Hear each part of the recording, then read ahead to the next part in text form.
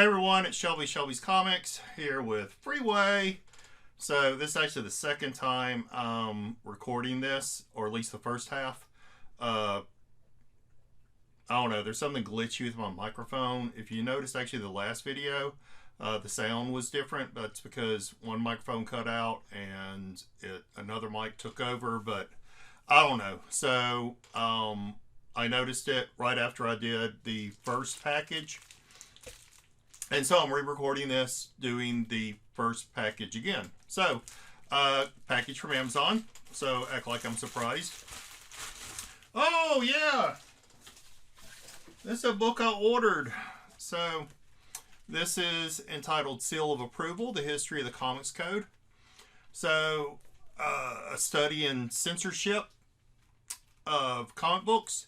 So, this is a topic that I find very interesting. One, of course, just the history of comics, but two, the history of censorship. And if you tuned in a couple episodes ago, you know I talked a little bit about censorship with the arrest of Phil Seuling during one of his conventions for a vendor selling a copy of Zap by Robert Crumb.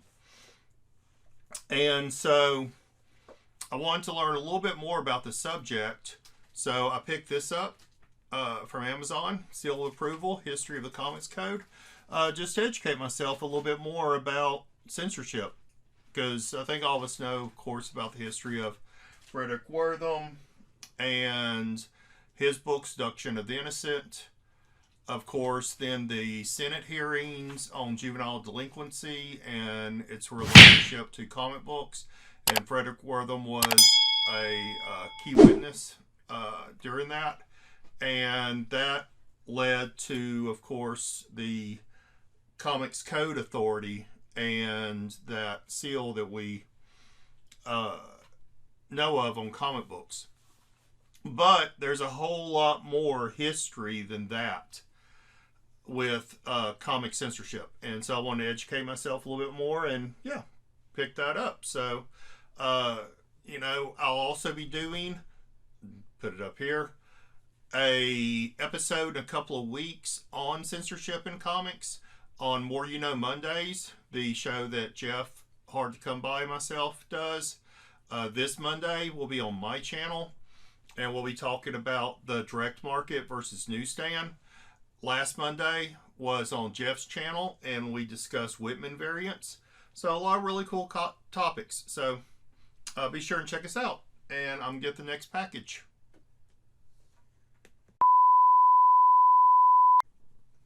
Alright, we're back. Let's try this again.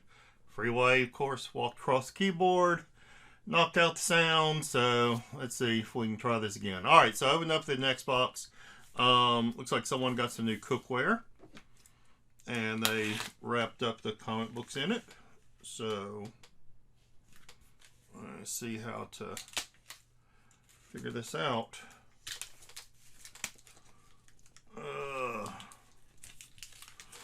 Alright, let's try it from this side.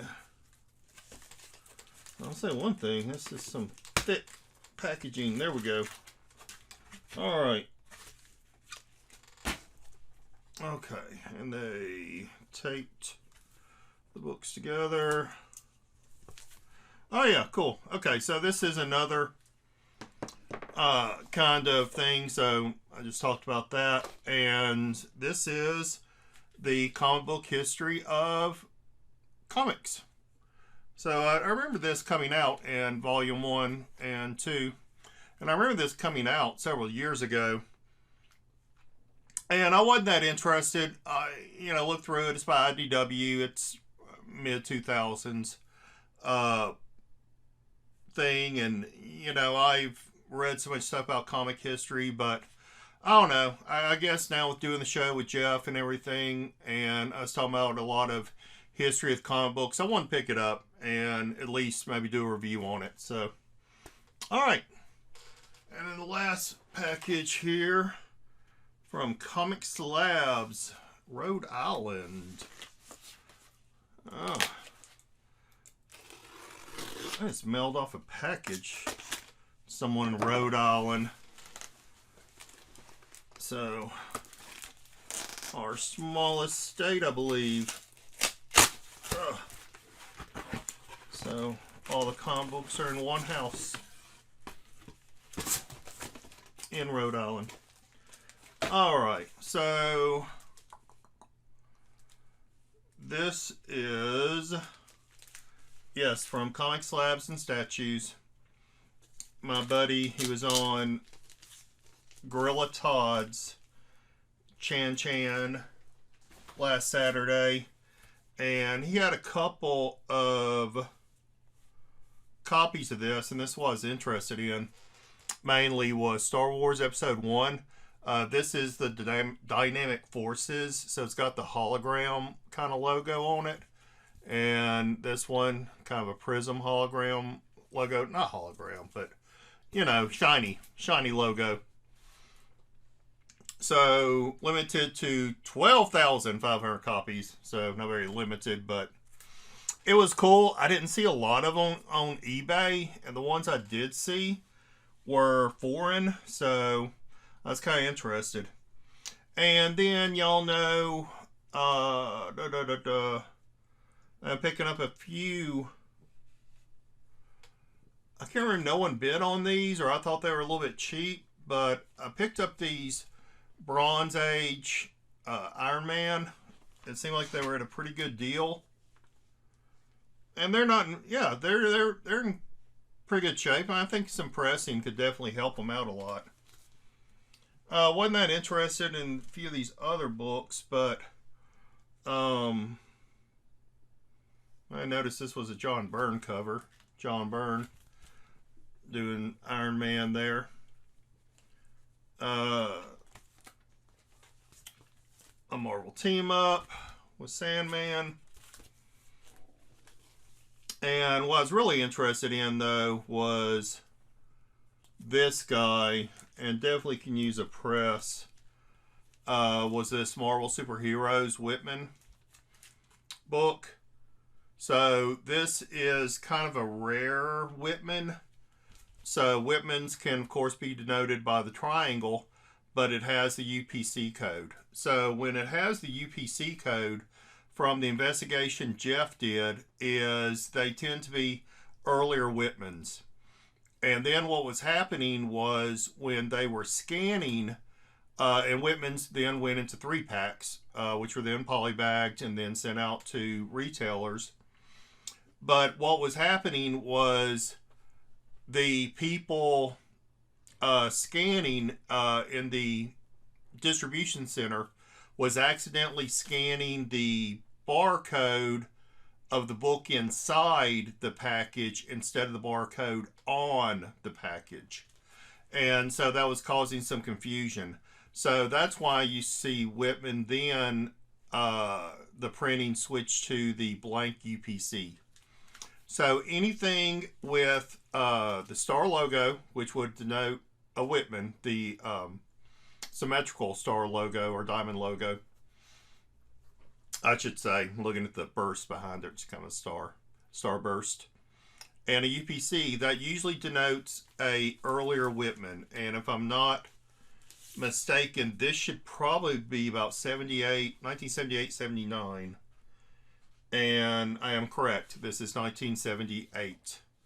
So, yeah.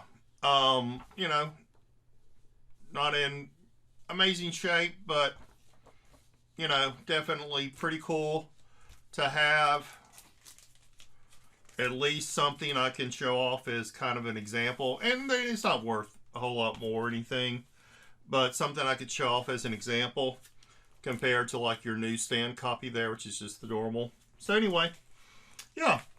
All right, so that's great. Thank you, Comic Slabs and Statues. And again, y'all can join him. I think he was, like I said, he's on Gorilla Todd's with us last week, and hopefully he'll join us again. So it was great having him on there. He brought, sold a couple of action figures and stuff, which was nice. I like seeing us, excuse me, branch out from just comic books into other areas of our hobby. And I remember he sold Deadpool pretty good money. I think $125. So, Yeah, great job. Glad you came on the show, and hope to see you again, buddy. But that is it. That is it for me tonight. Not a whole lot else going on. So this coming Saturday, we will not have a Gorilla Todd show. He's taking the night off. He's going to a UFC fight. I'm going to see the Astros, see a baseball game. I will be on Barbarian's Kung Fu's channel. No, Thunder God's channel. Sorry. Wish you well, Barbarian, wherever you're at, buddy. Thunder God's channel on Thursday. And a couple of shout outs while I'm thinking about it. So, just Rican and his comics, he's been a super big supporter of the show, and I think he did a shout out for this channel on his show. So I'm going to do shout out for his channel on my show here. So just Rican and his comics, super great content, super great guy. Like I say, he's been so supportive of this channel and trying to help me build it up. He's also been a supporter of More You Know Mondays when we started that. So, just want to give a great big shout out to him. So, anyway, that is it for me today, everyone. Hey, it's tough out there. Be good to one another. And most of all, peace, love, and comics. Thank you all. Bye.